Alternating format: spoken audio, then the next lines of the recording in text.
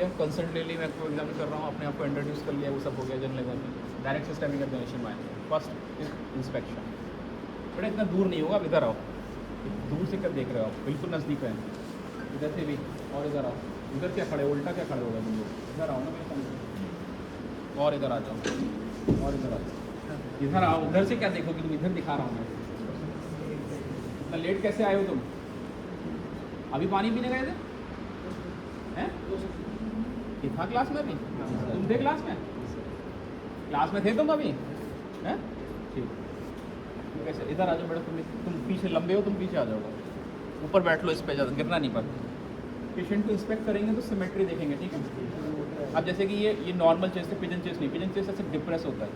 अगर मान लीजिए एसिमेट्री होगी तो ये वाला पेक्टोरलिस मेजर ये दोनों होगा, ये डिप्रेस होगा, ये नॉर्मल होगा, तो ये नॉर्मल है।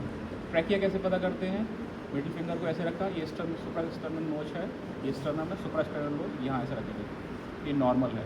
अगर इधर शिफ्ट होता है तो क्या होता है, ये स्टेनोक्लेटोमेस्टस एवर्टेड होती है थोड़ा सा करना, ये और एवर्टेड दिखती है, यानी ट्रैकिया सेंट्रल है। एक एक्सरे दिखाता हूँ मैं आपको, उसमें ट्रैकिया क्या सेंट्रल नहीं है। एवर्टेड मतलब उठी हुई दिखेगी यहाँ से, अंदर अंदर क्या नाम है, यहाँ पे ट्रैकिया है, और ट्रैकिया अगर इधर शिफ्ट होगा तो पुश कर देगा ना मसल को। अच्छा, कोई चीज़ यहाँ से आएगी तो पुश करेगी ना मसल को, ये स्टेनोक्लेटोमेस्टस मसल है। मैं आपको एक दिखाता हूँ जिसमें ट्रैकिया शिफ्ट हो गया, यूजली आपको देखने को नहीं मिलता, किन कंडीशन में होता है वो आप सीखेंगे। साइंटिफिक फॉरम,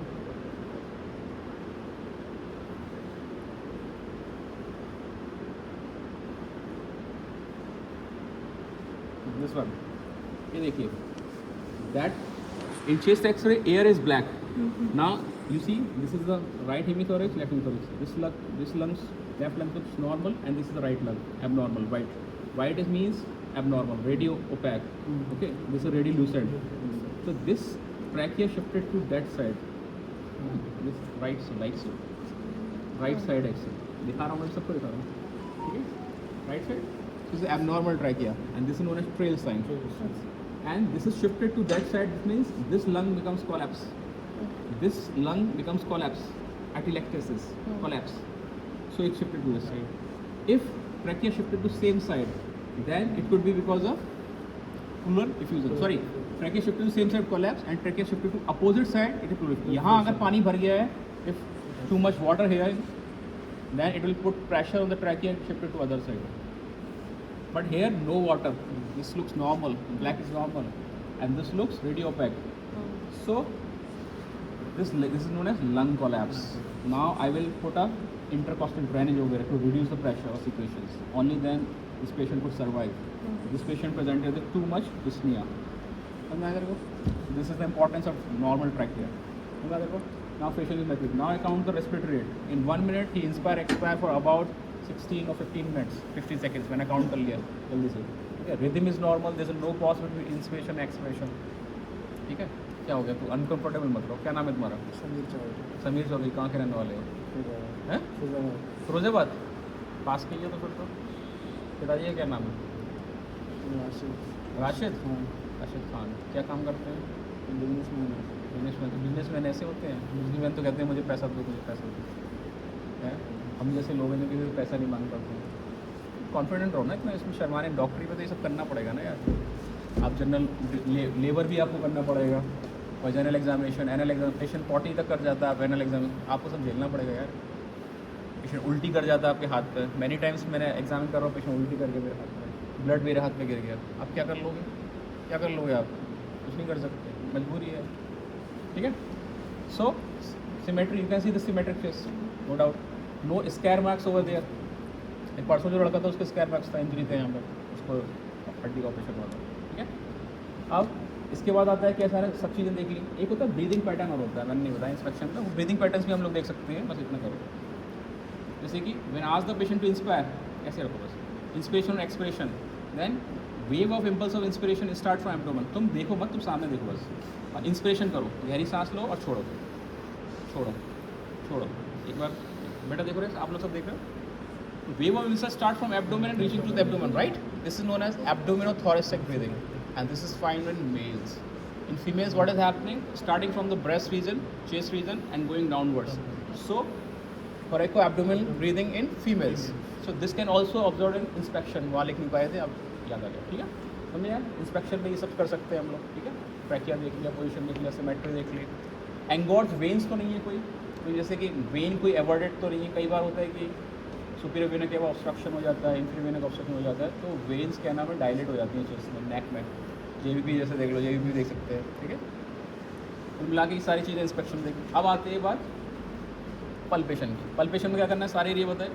दर्द तो नहीं हो रहा, कहीं टेम्परेचर तो नहीं है, टेम्परेचर तो नहीं है, ऐसे पीछे चले गए, ठीक है, कुछ तो नहीं है। तो पल्पेशन में कुछ खास मिलता नहीं है जल्दी, ठीक है। अब आता है परकशन। परकशन कैसे करेंगे, सारे एरियाज़ पे करेंगे, ठीक है, सारे एरियाज़ पे करेंगे। जैसे यहाँ एयर होगी, जैसे तुम लिवर वाले पोर्शन में जाते हो डल हो जाती है साउंड, क्योंकि वो सॉलिड ऑर्गन है। यहाँ एयर होती है तो एयर यहाँ कौन सी साउंड मिलेगी, रेजोनेंट। यहाँ रेजोनेंट साउंड मिलेगी अनटिल अनलेस पेशेंट को फ्लूड ना हो। फ्लूड हो जाएगी तो यहाँ डल साउंड हो जाएगी। पंखा बंद करते हैं क्लोज चैम्बर में, सुनाई देता है, ठीक है। इसलिए पेशेंट को ट्रेस करना ज़रूरी है, जैकेट के ऊपर, कपड़े के ऊपर नहीं आएगा, ठीक है। ऐसे पीछे करेंगे पूरे एरिया, ठीक है, समझ आ रहा आपको। ये हो गया परकशन, तो सिंपल है, कुछ नहीं कर सकते। और मान लीजिए बहुत ज़्यादा आपको रेजोनेंट सुनाई दे रहा है, ऐसा लग रहा है कि रेजोनेंट से भी ऊपर साउंड सुनाई दे रही है, तो हो सकता है पेशेंट को न्यूमोथोरेक्स हो, ठीक है। न्यूमोथोरेक्स मिल जाता है, कई बार होता है 20% इस पोर्शन में न्यूमोथोरेक्स पड़ा हुआ होता है, एयर ट्रैप हो जाती है। न्यूमोथोरेक्स का मतलब उस पर्टिकुलर पोर्शन में एयर ट्रैप हो गई है। तो एयर जहाँ ज़्यादा हो जाएगी, वैसे तो सब में एयर है, बट ट्रैप ज़्यादा हो जाएगी तो आपको hyper resonant sound. In a nutshell, hyper resonant pneumothorax, air resonant, dull, fluid, pus, blood, whatever, ठीक है। ये हो गया आपका percussion. Now we need to auscultation, which is very important, okay. हम क्या करेंगे, सारे एरियाज़ को ऑस्कल्टेट करते हैं। हार्ट्स वाले साउंड तो मैंने बता दिए थे, पूरे एरियाज़ को, सुप्रा मेमोरी, इंफ्रा मेमोरी, ऐसी बैक में scapular, supra scapular, both the sides, उसको करेंगे, ठीक है। उसमें आपको नॉर्मल वेसिकुलर साउंड सुनाई देनी चाहिए पूरे एरिया पे वेसिकुलर। यहाँ अगर करेंगे तो ब्रोंकियल, यहाँ इंस्पिरेशन एक्सप्रेशन नॉर्मल सुनाई देगा, आप लोग करेंगे तो। यहाँ मैं करूँगा तो ऐसा लगेगा जैसे इंस्पिरेशन ज़्यादा लिया और एक्सप्रेशन छोटे लिया, आ जाता है समझ में, ठीक है। वो सुनिए, दिस इज वेसिकुलर साउंड, ठीक है, नॉर्मल। इसके अलावा क्या होता है, एबनॉर्मल साउंड जब सुनाई देंगे, मैंने बता दिया आपको, वीज आएगा, क्रैप्स आएंगे, आपको स्ट्राइडर होगा, ठीक है, ब्रोंकाइज आएंगे, ये सब एबनॉर्मल साउंड्स होती हैं जो आप अभी अप्रिशिएट नहीं कर पाओगे। अभी आप नॉर्मल बस जान लो क्या होता है। वीज अस्थमा में आएगा, क्रैप्स निमोनिया में आएगा, फ्लूड में आएगा, ठीक है। इसके अलावा एक ट्रायंगल ऑफ ऑस्कल्टेशन और होता है, ठीक है ना। ट्रायंगल ऑफ ऑस्कल्टेशन क्या होता है, मान लो आप परकस कर रहे हैं पीछे, तो पेशेंट को ऐसे कर लेना जैसे मैंने बताया। इससे क्या होगा, स्ट्रेचिंग हो जाएगी, मसल स्टिम हो जाएगी। थोड़ा ऐसे करना बेटा, ऊपर बैठ जाओ, हाथ ऐसे कर दो। अगर मुझे परकस करना है, ऑस्कल्टेट करना है, इस करने से स्ट्रेचिंग से क्या थिन हो जाती है मसल, हमें बेटर सुनाई देता है, तब मैं परकस कर सकता हूँ। और हम पूरे एरिया को ऑस्कल्टेट कर सकते हैं वेसिकुलर साउंड के लिए, ब्रोंकियल साउंड के लिए, ठीक है। ज़्यादातर वेसिकुलर मिलेगी आप लोगों को।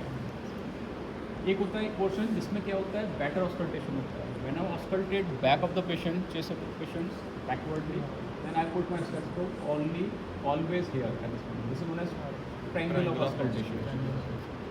एनाटॉमी पढ़ा रहा हूँ, okay.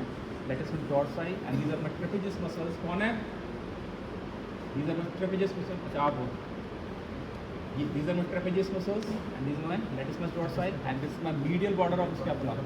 Medial border of the scapula. This is my medial border of the scapula. So triangle of auscultation. Triangle of auscultation is the area where there is a no posterior compartment muscle, no back muscle. So at that point auscultation will be easy. And in triangle of auscultation is made by medial border of the scapula and trapezius superiorly and latissimus dorsi inferiorly. Simple. So triangle of auscultation for beta auscultation, because no muscle over here. These are the boundaries, and this is how we proceed. And what are the candidates in which we go for respiratory examination? Cyanosis, cough, dyspnea, okay, yeah, chest pain, fever, pneumonia में fever भी आ सकता है. Okay. Mainly these are the candidates. The foreign body aspiration. So these are the candidates in which we go for. No doubt, no doubt. Simple. Informative था. चलो अपने अपने manual में ये सब भर लेना अपना, और एक दूसरे सब्जेक्ट बना के try to auscultate vesicular sound, ठीक है। और जो